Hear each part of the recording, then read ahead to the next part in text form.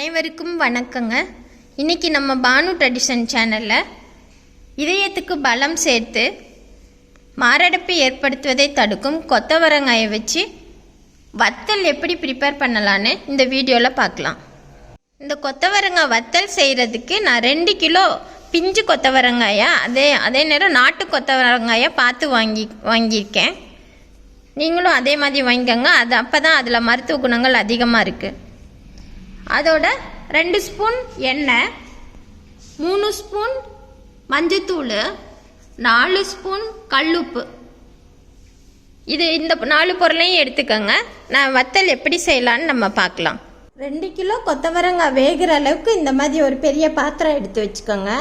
அதில் ஒரு அரைவாசி தண்ணி ஊற்றி கொதிக்க வைக்கணும். அப்போ நம்ம கொத்தவரங்காய் போடையில் கொஞ்சம் தண்ணி மேலே வரும். இப்போ தண்ணி கொதிக்க வச்சுருக்கேன். பாதி அளவுக்கு தண்ணி கொதிக்கட்டும். தண்ணி கொதிக்க முன்னாடியே நம்ம அந்த கல்லுப்பு மஞ்சத்தூளையும் சேர்த்துடலாங்க. எண்ணெய் அப்புறம் காய் போட்டுட்டு சேர்த்துக்கலாம். பாருங்கள், தண்ணி கொதிக்க ஆரம்பிக்குது. இப்போ நம்ம எண்ணெயை ஊற்றிடலாம். இதில் எண்ணெய் ஒரு சிலர் சேர்க்க பிடிக்கலைன்னா விட்டுருங்க. எண்ணெய் சேர்த்தோம்னா ஒன்று ஒட்டாமல் காய் நல்லா வரும். காயப்பொடியிலையும் நல்லாயிருக்கும். இப்போ காயை சேர்த்துடலாங்க.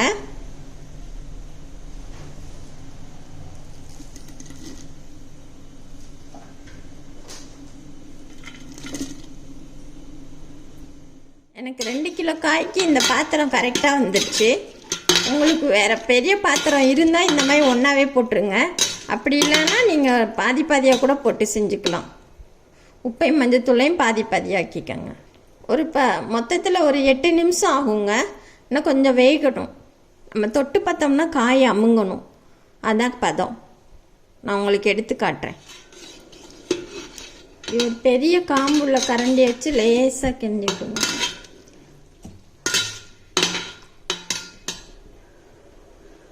இது வெந்துருச்சுன்னா அப்படியே மொட்டை மாடியில் துணியை விரித்து காய போட்டுடலாம்.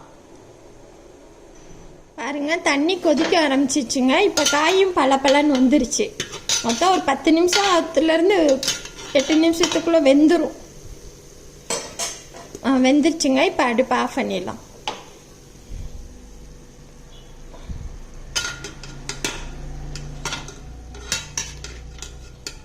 அப்படி காயை அப்படி எடுத்து பாருங்க.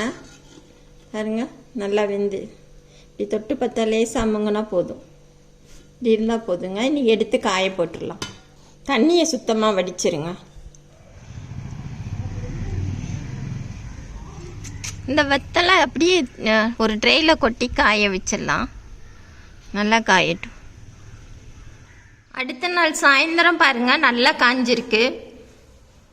ஆனால் இன்னும் அதுக்கு 3ஆவது நாள் காலையிலையும் நம்ம காய வைக்கணும். திரும்ப இது ஈரப்பதமெல்லாம் போய் நல்லா கரெக்டாக இருக்குது.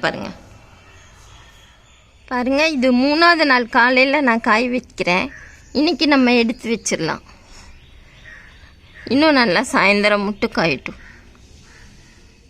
பாருங்கள், இந்த வத்தல் நல்லா காஞ்சிடுச்சு. இதை நான் ஒரு தூக்குவலியில் எடுத்து வச்சுக்கிட்டேன். இப்போ நம்ம இதை வறுத்து பார்க்கலாம். ஒரு சட்டியில் எண்ணெய் வச்சு இப்படி வறுத்துக்கலாம். நம்ம இதை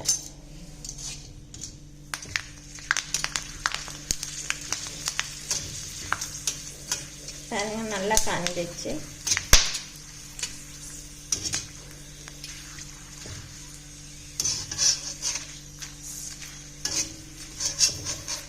இந்த சீனி அவரைக்காய் வத்தல் உடம்புக்கு ரொம்ப நல்லதுங்க.